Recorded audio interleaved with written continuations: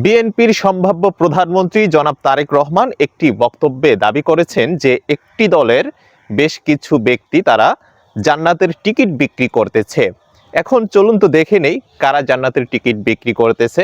আমরা ধানের শীষে ভোট দিলে আমরা জান্নাত পাবো, এটা আমরা বলতে পারি। আদর্শবান দল ধানের শীষের দল, জনগণের হাতে গড়া দল ধানের শীষে ভোট দিলে আপনারা অবশ্যই জান্নাতুল ফেরদৌস আশা করতে পারেন।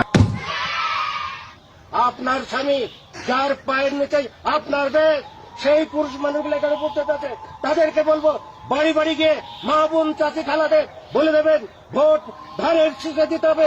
যদি ধানের শীষে ভোট না দেন, এই মহিলাদেরকে বলছি আপনারা জান্নাত পাবেন না।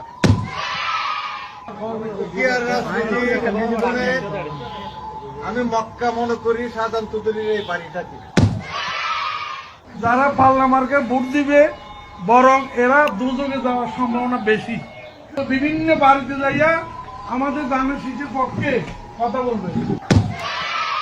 জনাব তারেক রহমান বলেছেন যারা জান্নাতের টিকিট বিক্রি করে এরা সরাসরি শিরক, অবশ্যই শিরক করতেছে। কারণ এই বক্তব্যটার সাথে আমি সমর্থন করি, একমত পোষণ করি যে হ্যাঁ, যারা জান্নাতের টিকিট বিক্রি করতে চাচ্ছে এরা সরাসরি শিরকে জড়িত। কারণ একমাত্র আল্লাহই জানেন কে জান্নাত পাবে, কে জাহান্নামে যাবে। সো ফাইনালি তার এই কথাটা কিন্তু আমি মেনে নিচ্ছি। এখন আপনারাই ভাবেন তিনি যে দলটার উদ্দেশ্য করে বলেছে সেটা আপনারা নিশ্চয়ই বুঝতে পেরেছেন। বাট যখন নিজ দলের পক্ষ থেকে অসংখ্য নেতার বক্তব্য এভাবে আসলে ছড়িয়ে পড়তেছে, তখন সেগুলো নিয়ে কথা বলাটা কতটুকু যৌক্তিক হবে? কারণ দোষ তো আমার দলের নেতারাও করতেছে। তাহলে একটি দলের কোন নেতা বলেছে কখন, সেটার কিন্তু হদিস খুব বেশি খুঁজে পাওয়া যায় না। বাট নিজ দলের নেতা কর্মীরা যখন প্রকাশ্যে এভাবে এক একজন এক একভাবে জান্নাতের টিকিট বিক্রি করতেছে, তখন সেটা নিয়ে বক্তব্য দেওয়াটা আদৌ কি সমীচীন? এখন যদি আমরা বলি এদের এইসব শিরকের জন্য আল্লাহ সতর্ক বার্তা দিচ্ছে আমাদেরকে, তাহলে এদের এই মিথ্যাচার, এদের এই মুনাফিকি, এদের এই শিরকের জন্য আল্লাহ হুঁশিয়ারি দিয়েছে তোরা এগুলা বন্ধ কর, না হলে এখানে বলবো।